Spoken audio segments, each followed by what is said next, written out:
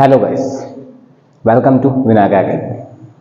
तो जैसा कि एग्ज़ाम का टाइम चल रहा है और एग्ज़ाम के टाइम पे काफ़ी ज़्यादा गलतियां भी करते हैं बच्चे, ख़ास तौर पे हाई स्कूल के बच्चे।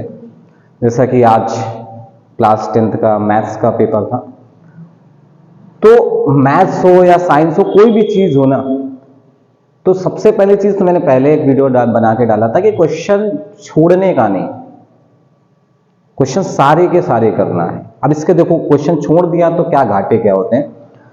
तो 70 मार्क्स का आपका क्या होता है, क्वेश्चन पेपर होता है। और 70 मार्क्स के क्वेश्चन में आपकी कॉपी जो चेक होती है 70 मार्क्स में चेक होगी।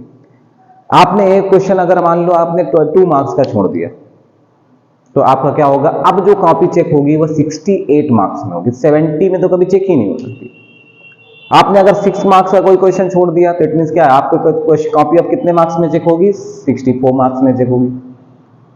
मतलब 6 मार्क्स बिल्कुल चले गए, वो बिल्कुल भी उसकी उम्मीद भी नहीं की जा सकती कि हाँ गलती से वो नंबर वहां पर मिल भी सकते। ठीक है, मैथ्स और साइंस में कुछ चीजें होती है, जैसे साइंस में फिजिक्स में कुछ चीजें होती हैं, ठीक है, न्यूमेरिकल्स जिसे कहते हैं, मैथ्स में सम्स की बात करते हैं। तो यहां पर क्या होता है कि आपको सॉल्व जरूर करना होता है। जैसे आज कुछ बच्चों ने क्या किया, क्वेश्चन छोड़े, किस लिए आ नहीं रहे थे, तो आ नहीं रहे तो छोड़ने से कोई फायदा है, कोई फायदा नहीं है। छोड़ने से तो बिल्कुल ही नंबर चलेंगे। अगर आप उसको सॉल्व कर देते हैं, किसी भी तरीके से गलत सॉल्व कर रहे हैं, नहीं आ रहा है, गलत सॉल्व कर रहे हैं, लेकिन करिए। क्योंकि आपने अगर 2 लाइनें भी लिखी, मान लो ये क्वेश्चन है, अगर ये लाइन आपकी गलत हो गई या 3 लाइनें आप कर दी तो आपके 3 स्टेप तो सही हो गए ना, और इस 3 स्टेप्स के ही आपके क्या बन जाएंगे, कुछ ना कुछ नंबर तो मिलेंगे। जहां पर आपके इस क्वेश्चन के 4 के 4 पूरे मार्क्स जा रहे थे, वहीं पर कम से कम 1 या 2 मार्क्स तो मिल ही सकते थे ना इसमें। इसलिए सबसे बड़ी बात तो यही है कि क्वेश्चन को लीव मत करो, क्वेश्चन को छोड़ना नहीं है, क्वेश्चन को छोड़ो नहीं। जैसे अब परसों आपका क्या है, साइंस का पेपर है। साइंस में सबसे पहली चीज तो आप, सबसे पहला चैप्टर ही तो लाइट है, और लाइट में 2 ही चीजें सबसे इंपॉर्टेंट है, एक मिरर और एक लेंस। एक मिरर आपका इंपॉर्टेंट है और एक लेंस इंपॉर्टेंट है, मिरर और लेंस। और आपको पता है 2 मिरर होते हैं और 2 लेंस होते हैं, ठीक है। कौन कौन से, एक कॉनकेव मिरर होता है और एक कॉन्वेक्स लेंस होता है। कॉन्वेक्स मिरर भी होता है ना। यही चीजें क्या होती हैं, यहां पर भी होती है, कॉनकेव लेंस और कॉनकेव कॉन्वेक्स मिरर लेंस। अब देखो, जो इसका वर्क होता है ना लेंस में आके, वो इसका वर्क बन जाता है। जो इसका वर्क होता है ना लेंस में आके, किसका वर्क बन जाता है, इसका वर्क बन जाता है। इसमें 2-3 चीजें आपको क्या करना होता है, याद रखना होता है। जैसे एक U, एक V और एक F। अब इसी बेसिस पर क्या होता है, आपका फार्मूला बनता है। यहां पर भी क्या होता है, U, V और F।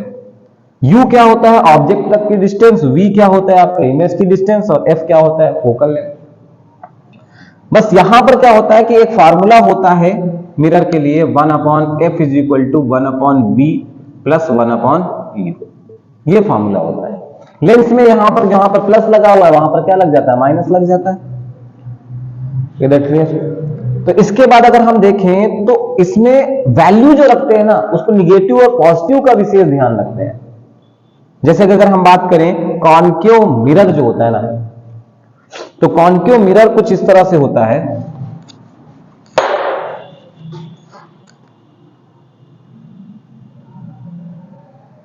जी, इसमें बाहर की तरफ क्या होती है, पेंटिंग होती है, और अंदर की तरफ से क्या होता है, रिफ्लेक्टिंग सरफेस होता है। और ये जहां से क्या होता है, निकलता है, उसे हम क्या कहते हैं, पोल कहते हैं। और यहां पर फोकल लेंथ होता है, इसके जस्ट डबल क्या होता है, सेंटर ऑफ कर्वेचर होता है। और आपने मैथ्स में एक चैप्टर पढ़ा होगा कोऑर्डिनेट ज्योमेट्री, और कोऑर्डिनेट ज्योमेट्री में आपने पढ़ा होगा कि कुछ 2 एक्सिस होती हैं, इसे हम एक्स एक्सिस कहते हैं और एक इसे क्या कहते हैं, वाई एक्सिस कहते हैं। और ये इसका क्या होता है, ओरिजिन होता है 0,0। इसके इस साइड आपका क्या होता है, पॉजिटिव होता है, ऊपर साइड आपका क्या होता है, पॉजिटिव होता है। लेकिन इस साइड आपका क्या होता है, निगेटिव होता है। तो आप ये देखेंगे कॉन्केव मिरर में ऑब्जेक्ट भी इधर होता है। तो ये साइड कौन सी है, ये ओरिजिन हो गया, और ये साइड कौन सी होगी, निगेटिव हो गया। तो यू तो निगेटिव होगा, और कॉन्वेक्स लेंस भी होगा ना आपका। कौन सा लेंस होगा, कॉन्वेक्स लेंस भी होगा ना अंदर की तरफ। बाहर की तरफ से अब क्या होगा, ठीक है, सॉरी उल्टा बना,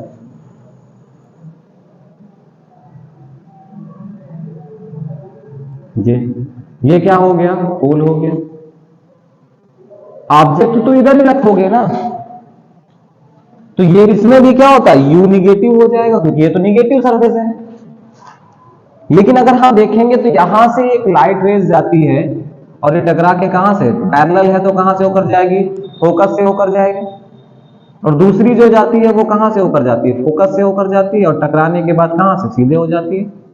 तो कहां पर इमेज बनी, इसी साइड बन रही है। तो इसी साइड बन रही है, तो इस साइड क्या होता है, निगेटिव होता है। और जो distance of image is known as we say, तो वी भी क्या हो गई, निगेटिव हो गई। अब फोकल लेंथ कहां है, इसी साइड है, तो इट मींस ये भी क्या होगा, निगेटिव हो जाएगा। किधर हो जाएगा, निगेटिव हो जाएगा। तो जब कॉन्केव मिरर की बात करते हैं तो सारी चीजें क्या हो जाती है, निगेटिव हो जाती है। लेकिन अगर हम बात करें कॉन्वेक्स मिरर की बात करते हैं, तो इसमें क्या होता है, इसे हम डाइवर्जिंग मिरर करते हैं। तो लाइट अगर इधर जाती है तो ये क्या हो जाती है, इधर बेंड हो जाती है, बाहर की तरफ चली जाएगी। किधर की ओर चली जाएगी, बाहर की ओर चली जाएगी। तो जब बाहर की ओर चली जाएगी तो हम जितना तो जानते हैं, और इसको हम क्या करेंगे, एक लाइट कहां से ले जाते हैं, पोल से ले जाते हैं, और जितने एंगल में आएगी उसी एंगल में वापस चली जाएगी। तो इधर तो कहीं मिलने का सवाल ही नहीं मिलता है, उठता है। तो इसलिए क्या करते हैं, हम ऐसा कंसीडर करते हैं कि ये कहीं ना कहीं इधर, हम इधर फोकस मानते हैं। सबसे पहली चीज फोकस उधर माना, तो अब वो साइड कौन सी, कॉस साइड है, पॉजिटिव साइड है, तो इट मींस ये क्या हो जाएगा, पॉजिटिव हो जाएगा। और इसी तरह से क्या करेंगे, इसको हम दूसरी तरफ ले जाएंगे, तो कहां से होकर जाएगा, फोकस से ही होकर जाएगा। और ये इसको उधर ऊपर ले जाएंगे, तो ये कहां पर इमेज बन रहा है, सीधा इमेज बन रहा है, और दूसरी साइड बन रहा है। और ओरिजिन के उस साइड, राइट साइड क्या होता है आपका, पॉजिटिव होता है, तो इमेज भी कहां बन रही है, पॉजिटिव साइड बन रही है। इट मींस कॉन्वेक्स मिरर में क्या होता है, ये पॉजिटिव होते हैं और ये निगेटिव होता है। जो काम, अब देखो यहां पर आपने निकाल लिया, जो काम यहां पर हो रहा है सेम यही काम कहां पर होगा, यहां पर। जो कॉन्वेक्स मिरर कर रहा है वो कॉन्केव लेंस करेगा, और जो कॉन्केव मिरर कर रहा है वो कॉन्वेक्स लेंस करेगा। तो इस चीज का विशेष ध्यान रखें। और इसमें जो फार्मूला यूज हो रहा है ना, इसको यहां फार्मूला जरूर याद रखें।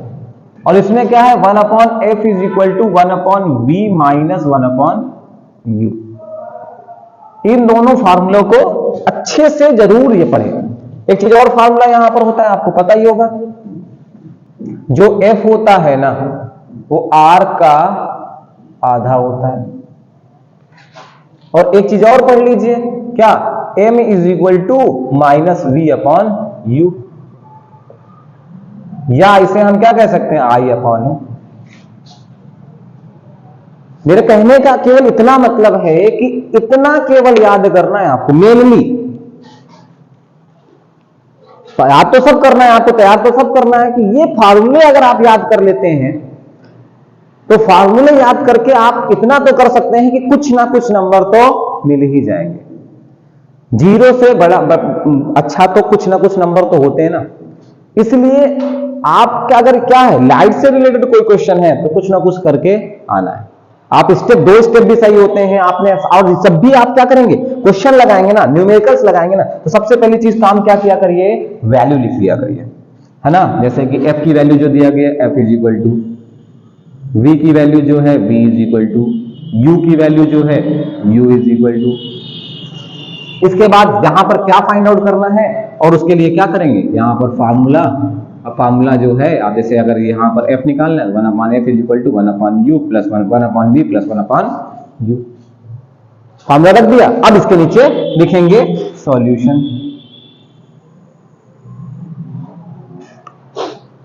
खत्म काम, ठीक है। बात समझ में आ रही कि नहीं आ रही? तो आपको इतना भी अगर केवल सही कर देते हैं ना, तो सिंपल सी बात है, आपको इतने के भी नंबर आपको मिलने ही मिलने। तो जो आपको 0 हो रहे थे वो कुछ ना कुछ नंबर मिले कि नहीं मिले। इसलिए इन न्यूमेरिकल्स, इनमें से तो एक न्यूमेरिकल आना ही आना है, एक नहीं, ज्यादा न्यूमेरिकल आने ही आने। तो इसलिए क्या करो, इनके न्यूमेरिकल्स अच्छे से तैयार कर लो। न्यूमेरिकल्स क्या तैयार करना है, अपने फार्मूले को तैयार कर लो और वैल्यू को देख लो। अब जो दो वैल्यू दी गई है, तीसरी वैल्यू नहीं दी गई होगी तो उसी के लिए देख लो वो तीन तीन चीजें कहां पर आ किस फार्मूले में आ रही, उसी के अकॉर्डिंग आप क्या कर दीजिए, वैल्यू रख दीजिए, फार्मूला रख दीजिए, उसके अकॉर्डिंग वैल्यू रखिए और काम करिए। ठीक है, बस एक चीज का ध्यान रखिए कि आप क्वेश्चन नहीं छोड़ेंगे। क्वेश्चन छूटा, नंबर छूटा।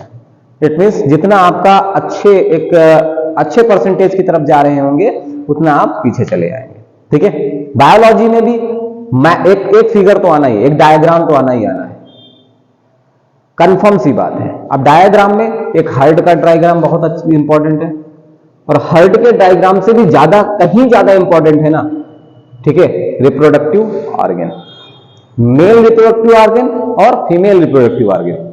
ये दो रिप्रोडक्टिव ऑर्गन बहुत अच्छे से तैयार कर लीजिए। उसके अलावा हार्ट भी तैयार कर लीजिए। न्यूरॉन नहीं, nephron is the most important. ठीक है, नेफ्रॉन, वुमेन्स कैप्सूल है ना, ग्लोमेरुलस है ना,